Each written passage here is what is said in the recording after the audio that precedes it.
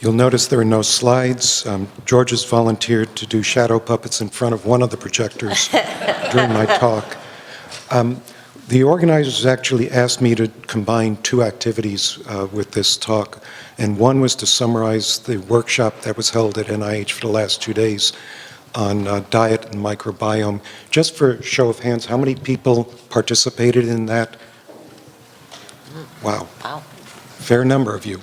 Okay, so you two folks can take a nap, and I'll tell the other people about this for a few minutes. The background on this was that it's quite clear that the microbiome folks who are experts in that area don't seem to know a lot about nutrition. And the nutrition experts don't seem to know very much about the microbiome. And the idea really was, since diet is the primary food for our microbiome, how can we not necessarily standardize, but how can we account for that in vitro, animal model, and human clinical studies? And there's minimal information given in most studies on this. You'll see in a mouse study, cellulose was the fiber in our diet. Well, there are 12 commercial types of cellulose available that vary markedly in particle size and water holding capacity and so on. And obviously, there's a difference in fermentation. Even though cellulose isn't well fermented, microcrystalline cellulose isn't fermented at all. Various types of powdered cellulose can be fermented. I've seen numbers of 10%. It might be higher under mice that have different microbiomes. And that's one of the problems when we buy our mice from Harlan or from Charles River. Those mice aren't all the same, even if you're buying Swiss Webster mice or C57 blacks. You know, they're raised differently. There's genetic drift among these animals, which caught Charles River by surprise about 30 years ago. But each supplier of animals has their own diet that they stick to. And Justin Sonnenberg has shown that over generations, mice will lose certain classes of bacteria.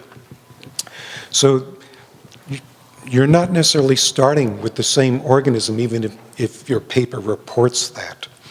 And it's the same thing with the diet. Devin Rose asked folks at the workshop, how many people who've done human studies have reported we've used normal healthy volunteers who haven't been exposed to antibiotics for the last several months on an uncontrolled diet, and pretty much every hand went up. And that's part of the problem, because we've all got our own fingerprint of a microbiome. That doesn't necessarily mean it's so complicated that we can't study it, but we have to take these variables into account, and it's the same thing with the diet. George gave a wonderful opening keynote talk to that workshop, and I almost held my head in my hand saying, oh, this is even more complicated than I thought it was, because we have chemical differences, structural differences in the various dietary fiber sources. And again, it doesn't mean we're paralyzed, that we can't move forward, but it does mean that we have to take into account these variables and either increase the number of subjects or increase the amount of analyses we do and increase the reporting we do for these studies. And so for the federal agencies that co-sponsored this, the idea really behind this was to improve reproducibility and rigor in these studies. In Washington, we're all news junkies, and so over the last couple of years, there's been repeated reports in the popular press and in the scientific media about the lack of reproducibility in scientific studies, whether it's human trials or animal models. And that just translates to really bad publicity among the tax-paying public, who pay, if you've got NIH or USDA grants, they're paying for your studies. And so people actually have, the public actually should have a say in this. And we're very sensitive to the optics of the lack of reproducibility. in this. And part of that lack of reproducibility is the lack of detail. You know, when I was a graduate student 45 years ago, I was taught that you have to have enough in your methods section that somebody reading your paper can reproduce your experiment. There isn't a paper published today that I think provides that level of detail. So we had a number of sessions that were divided into basically the components of diet that affect the microbiome, and it's primarily fiber and resistant starch. We had some really excellent talks on that to introduce the subject, and actually all the speakers are here, so I don't need to belabor that. We had a talk, or a series of talks on animal models, people mostly using mouse studies. Kelly gave a really good summary of the non-rodent models that are available, and you know, there's a lot of debate about the mouse has a big saccular cecum like all other rodents. We don't. You know, do they inherently need lots more fiber than we do? And is a humanized mouse really a valid and better model for humans? And we don't have any answers to any of this. Andre Marriott from Laval talked about the effect of polyphenols, and there are hundreds, if not thousands, of polyphenols that we consume, most of which have antimicrobial activities, most of which the majority actually makes it to the colon. Benoit Chassin from Georgia State talked about emulsifiers. This seemed to be fairly controversial. There were very little comments about that. I don't think most people accepted it, but I can tell you that in the early 1970s, the late George Mann wanted to study the effect of emulsifiers on serum lipids, and he ended up studying the Maasai in Africa because he couldn't find an American population that wasn't regularly exposed to emulsifiers in 1970. We sort of built on those animal studies to actually go to in vitro models, had a couple of talks on that, being more and more studied because it eliminates the host variable, which Karen just talked about quite a bit, and whether or not you can study defined populations, like a community of 10 bacterial strains, rather than the hundreds, if not thousands, that each of us harbors. And all of those studies led up to the final session yesterday afternoon on human studies. And they're even more complicated animals to work with than mice or rats or pigs. Not sure we have any solutions. We will publish eventually a summary of the meeting that will hopefully get at some best practices for design and reporting of diet and microbiome studies. So in the remaining minutes I've been tasked with, as George said, talking about the future. And for those of you who are not from the United States, Yogi Berra was a very famous baseball player. He was Hall of Fame catcher for the New York Yankees, and I grew up in New York City, so he's my guy. And Yogi was a very quotable person, and he said, making predictions is really hard, especially when it comes to the future. So don't hold me to this. But I think the diet and microbiome is one of the real future areas for the fiber business. You know, if I had to invest, I would be putting a significant part of my retirement into microbiome studies. There were a number of points made by the earlier speakers, and I'm not going to tell you you should have listened to Joanne because you should have, but she made a number of points. Stool weight is an important biomarker, so you get a brown star for that, Joanne. The Bristol stool scale, you know, it's really simplistic, but has a lot of valuable information. In fact, there was a paper in Nature a couple of years ago looking at a few thousand Belgians and Dutch people that the Bristol stool scale was one of the best correlates with dietary intake. And you can buy a coffee cup with the Bristol stool scale on the side. And I have to say, coffee has a very significant impact in some people on the consistency of your stool. Joanne also mentioned that short-chain fatty acids yield about 10% of the energy in most humans. And one of the questions I have about that I don't think there's any answer for, but I have concerns about, is whether or not those short-chain fatty acids actually are utilized with the same efficiency as metabolism of macronutrients further up in the small bowel. And all the physiologists tell me that I'm just crazy to think about this because the GI physiologists are always right. And they tell me that all the butyrate is used by the colonocytes, which we know isn't true because there are G protein receptors in tissues everywhere, including the central nervous system, that why would there be a receptor for butyrate in your brain if some butyrate wasn't getting there sometimes? Not saying that there's short-chain fatty acids coursing through your bloodstream right now, but after lunch, there might be a little bit. So Kelly talked about fermentation of roughage. I was really glad to see that term there. Some of you know that I worked with Dave Klurfeld for 15 years, and he was one of the original organizers of what was called the Washington Spring Fiber Meetings before it was named after George Vahouny. And Dave actually did the very first paper showing the biological effect of dietary fiber before it was called fiber. And he showed that dietary fiber added to the diets of rabbits lowered serum cholesterol. And his lab group extracted hundreds of pounds of rabbit chow to get to that non-digestible portion. And this is one of the problems that dietary fiber research is a relatively young field. As a matter of fact, somebody, I think it might have been Kelly, pointed out that or maybe George, that Burkitt Trowel Painter really put this on the map.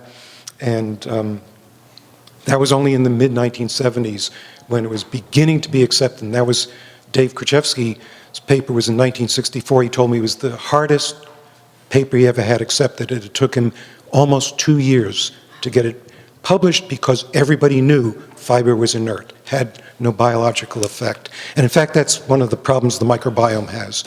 For decades, everybody knew this black box in the colon didn't do anything. It was past the point where there was any absorption. We were only absorbing water and electrolytes in the large bowel.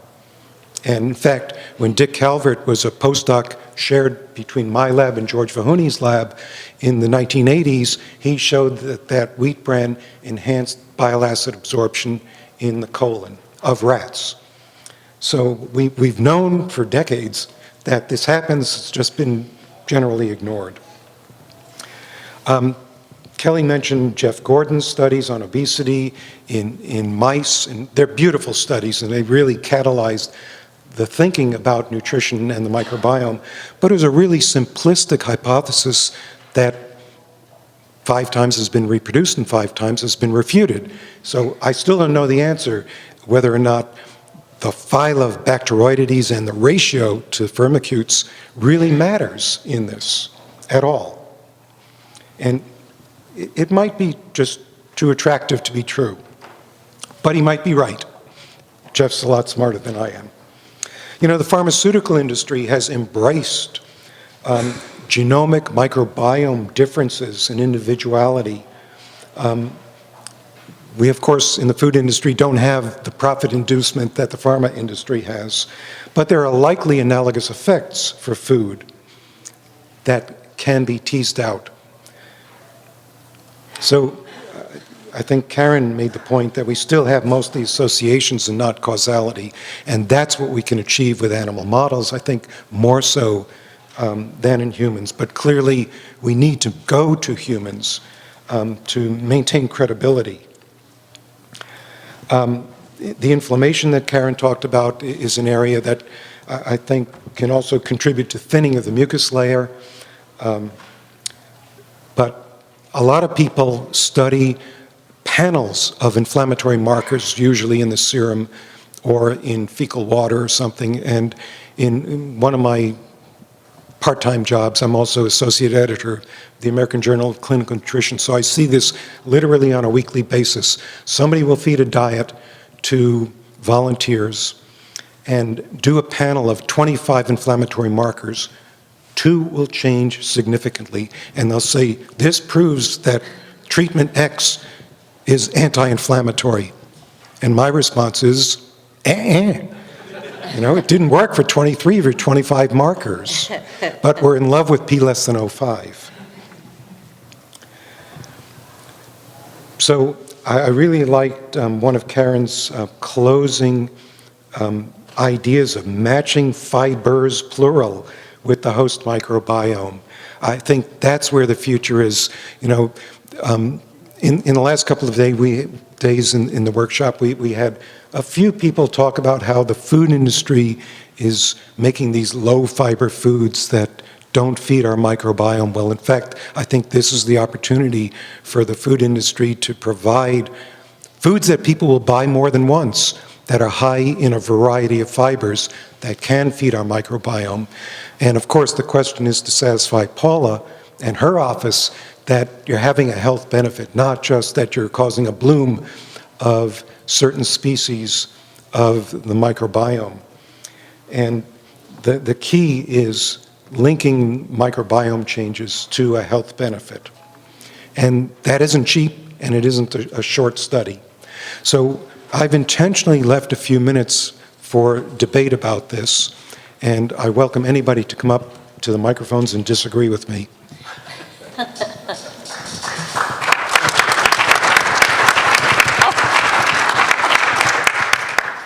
Wouldn't you know it'd be Stuart? Yeah, surprise, surprise. Yes, it was an impressive session, and I'm Jan-Willem van der Kamp. I'm from Netherlands, you know, and I'm involved in a big European project about the microbiome. My New Gut it is called, and one of the aims of the project to make links between public health dietary recommendations and the microbiome. And if you look at the past and you see dietary recommendations and you type in microbes and things like that, the only thing you find is infection. Because that is the only thing where in current dietary recommendations the microbiome is related. And there was one exception, and that was the USDA scientific report for the new recommendations. And there was mentioned that a study was done of microbiome could have some impact on dietary recommendations, and the answer was not yet, maybe in the future. And maybe you are at USDA ARS. The one direct question is, will this be the case in 2020? I think that is indeed, because you have indeed what you said, you have the microbiome community, they are enthusiastic, and those regulators who make the direct recommendations say, okay, it's good for the microbiome, so what? But what is, I was impressed indeed what Karen was saying, but the thing, a lot of correlations, but where I think now comes the conclusion became a question mark about the heart relationships. But looking in the future, what is your view? Is 2020 already the time that this correlation can be made, or do we have to wait more? Early in my career, I thought things would be solved more quickly. You know, when I was a postdoc, I thought just increasing beer and beans in the diet would solve all of our problems. And I've been trying to do that ever since for personal change, but hasn't worked out quite that way. Really, I think the only therapy we have that is semi-validated is fecal microbial transplant for C. difficile diarrhea. That's really the only payoff so far. I wish that we would have something for 2020, but I would really be surprised. You know, I think the Human Microbiome Project, which was a $175 million investment by NIH for the last 10 years, has really focused in this first decade on who's living in the gut. And I think it's far more important to know what they are doing in the gut. And that's metagenome analysis, that's a lot more expensive. You know, I think just like genomic studies, metagenome prices will come down right now. You can't afford to do adequate numbers of those studies on most research grants. So I'm thinking, and then we have the issue of the talent to understand the bottleneck of data reduction. I think that's one of the most difficult areas right now for microbiome analysis, is getting the right programs, and we'll develop that, I think, through machine learning to understand how the correlations predict changes in health. And I'm hoping it'll happen in 10 years, if you want a number. Stuart. David, thank you, as always. Actually, so your comments made me think about an article I read recently about bias, and how, as scientists, we all have our bias, and we can take the same set of data and draw quite diametrically opposite conclusions depending on the bias coming from. So thinking about your comment on dietary fiber in its early days when it was thought of as inert, it was obvious to everybody that it was inert, and it took the tremendous effort, personal effort, to change that perspective. What do you see today as biases that maybe we all have, or that many have, that looking to the future you think needs to change? Wow. There's a long list. But I'll tell you, one of the biases that I see, I'm on NIDDK's advisory council, and they're the largest funding unit at NIH, largest funding unit of nutrition research at NIH. They're one of the smaller institutes by budget. And I see this every 3 months when I go for the advisory council meeting. There's a significant bias, even among their advisors, against nutrition. It just is not sophisticated. We're in the grind and find mode still. You know, there are researchers on pancreatic biology looking at molecular mechanisms, the genetic control of beta cell biology.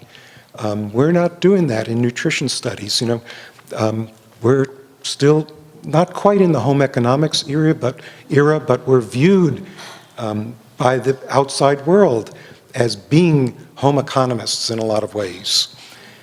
And Barbara, being a former nutrition chair, is making faces, but I was also a former nutrition chair, and I saw that at a lot of meetings. Not everybody is in that mode, but I think that is the outside view of the nutrition field, that it just is not very sophisticated.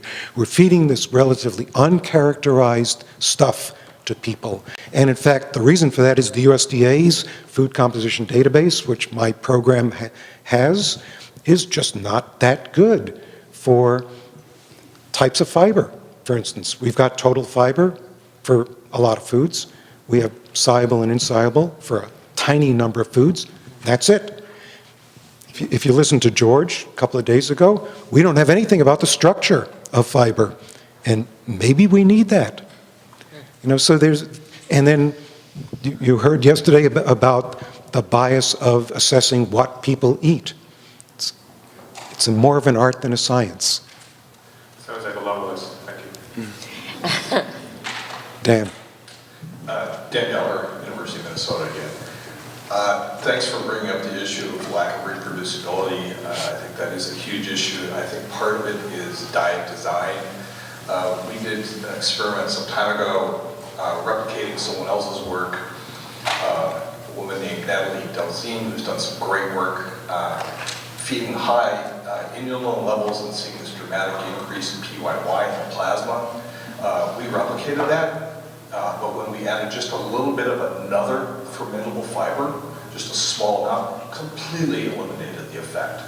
So I guess it's two things. Replication is important, and two is using more realistic diets.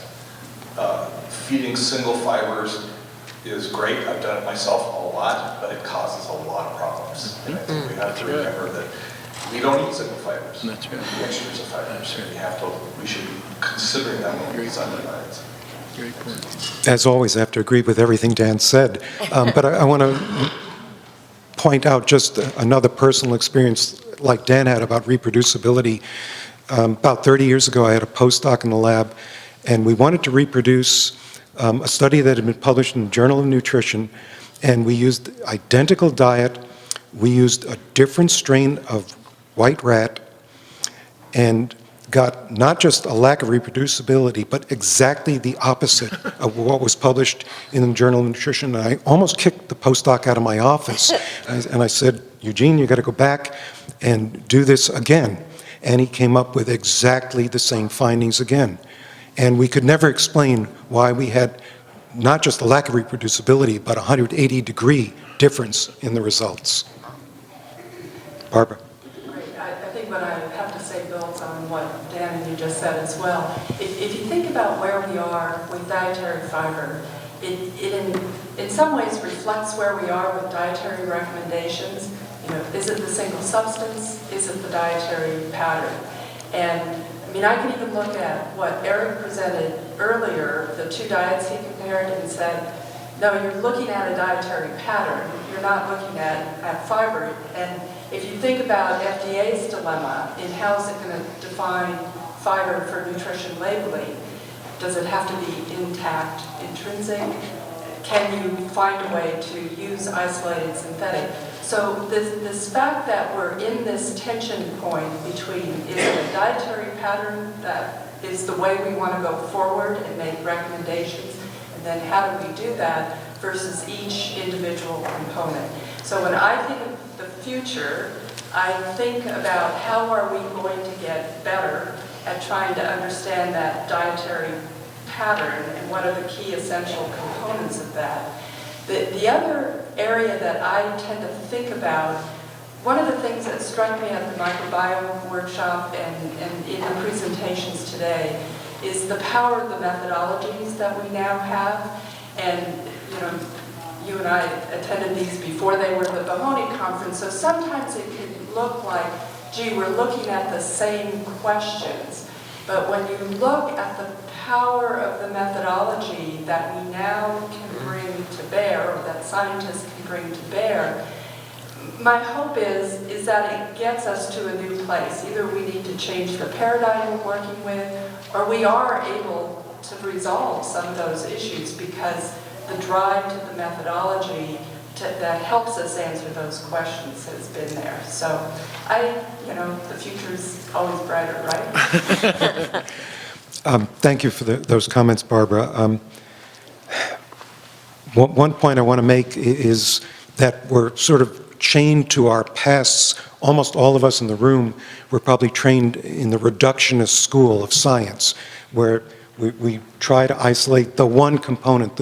You know, everybody accepts that all these chronic diseases that are related to, putatively, to low fiber intake, to high other nasty foods, is multifactorial, multi-stage. But we're looking for the one change we can make to reverse all of that. And so I encourage you all, this paper that's probably more than 10 years old now, written by Tom Robinson, who's a pediatrician at Stanford Medical School, on solution-oriented approaches to obesity. And he talks about, don't focus on one thing. Focus on, and then this is probably why, one of the reasons we haven't solved obesity, is that we're doing the reductionist approach. You know, we need to know if it's calories or exercise, but we don't want to look at them together. You know, we've got to separate that effect. And each of these dietary effects probably isn't strong enough to have that impact. So we've got to change multiple things at the same time, and then you'll be criticized for not knowing what helped. So I think that's the end of our time.